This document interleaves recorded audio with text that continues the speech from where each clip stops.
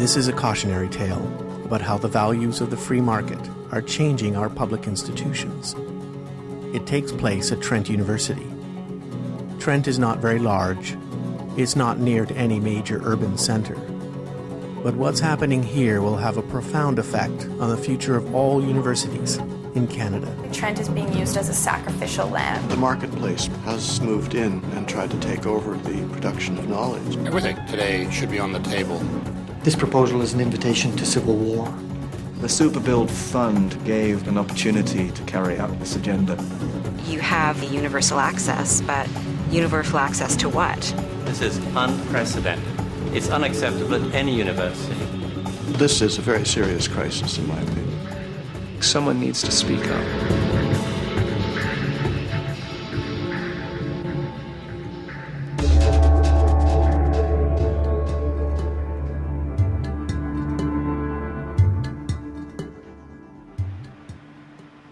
Trent is a small liberal arts university located in the city of Peterborough.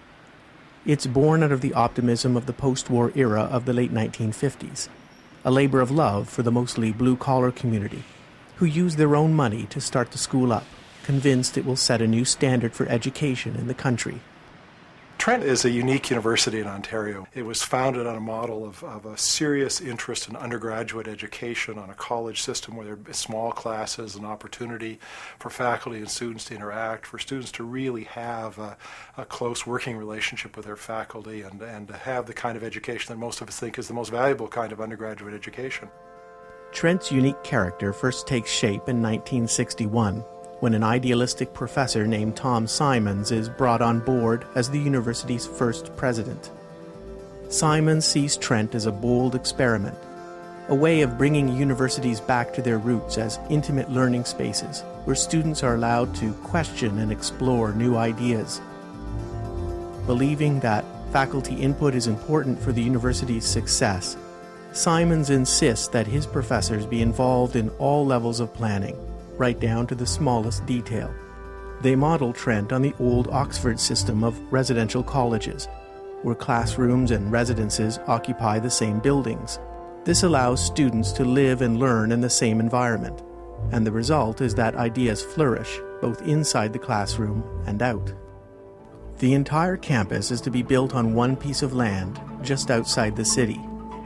While having everything together is the most economical way to build the university, Simons and the others fear it may not be in the best interest of the students. The huge majority of upper year students live in downtown Peterborough.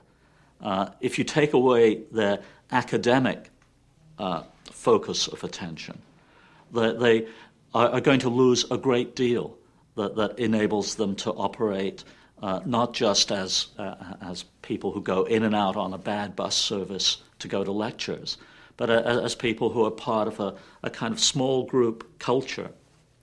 That's an important part of the university. It becomes everyone's priority to ensure that those students living off campus also benefit from the residential college system. And to do this, Simons attempts something radical. On opening day, he announces that Trent will operate with a split campus. 2 of the university's colleges will remain permanently in the downtown core. But today, the very concept of a university has shifted. Once a place of ideas, it is now seen as a business. Debate is giving way to bureaucracy, and the visionaries of the past are being replaced by mere administrators. The key point in the shift was the development of the partnership between business and industry and universities. The entire older conception of universities in Canada was a kind of arm's length. As public funding dries up, the private sector steps in to fill the void, but not without expectations. In the case of a university, I think they have to be nimble enough to be able to change course within a short period of time to enable them to deal with emerging trends. For example, if there's a shortage of health practitioners, how quickly can Trent adjust to ensure that need is fulfilled? If private interests are able to shape what research is done, what questions are asked, what critical perspectives are brought to bear, then a university is no longer a university. It's a research site. Lots of corporations have their own research and development departments that do whatever the corporation wants it to do, and I mean, that's fine, and people can do that. But a university is to be a place where the faculty and students ask questions that they want to ask, look at things that they think are important, and aren't driven by commercial interests or government interests.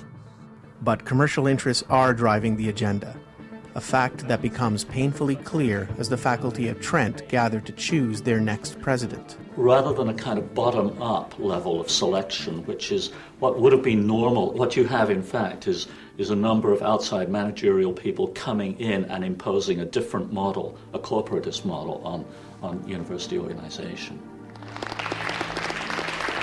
Member for Peterborough. Mr. Speaker, I rise today in the legislature to offer my congratulations to Professor Bonnie M. Patterson, who was installed as Trent University's 6th president and vice chancellor on October the 2nd of this year. Bonnie Patterson becomes Trent's 6th president. An accomplished administrator and former bureaucrat, Patterson is a disciple of the same business philosophy now supported by the government.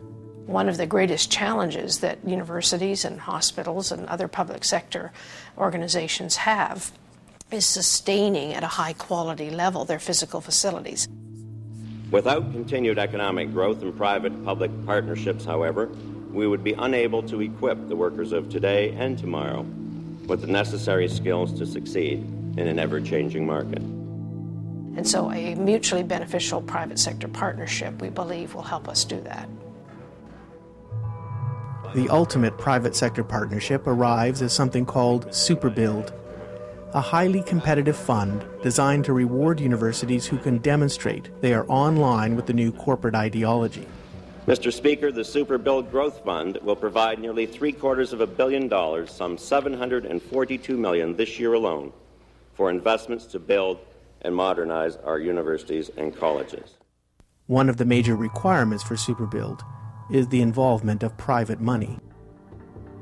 It is this unique connection to the community that convinces Native Studies professor Peter Kulczycki to develop an ambitious project at the downtown campus. It's called the First People's House of Learning and Humanities Center. The idea emerged in a conversation that, well, we could build a First People's House of Learning at PR. We could use that walking community downtown space to help build the Native Studies community. So a whole bunch of other reasons just suddenly made this not just a building for the sake of having a building, but it became something that grew much larger than that, that would have all sorts of unique features and develop all kinds of connections and work with what worked in those downtown colleges. Unaware that a task force is meeting to change the shape of Trent, Kulczycki travels to Toronto's financial district with Bonnie Patterson to raise money for his project. Their first stop is the Royal Bank of Canada. I was first approached by President Patterson, a couple of folks from the faculty, the Native Studies faculty at Trent, to see if I'd become involved in the campaign to raise some money from the private sector to support the development of a First People's House of Learning. The Royal Bank gave $200,000, and at the same event, the Curve Lake First Nation nearby gave a small few $1,000 donation, I think. There were letters written by Peter Kulczycki and President Patterson in which the downtown location was mentioned as part of the letter. For example, one letter dates from May, written to the Royal Bank, specifying the location in downtown Peterborough at Peter Robinson College. In the university's fundraising literature, donors are told their money will be used to build a First People's House of Learning at Peter Robinson College. And in a document outlining fundraising priorities, the university states that it will maintain a presence in downtown Peterborough. Among those signing the document is Bonnie Patterson.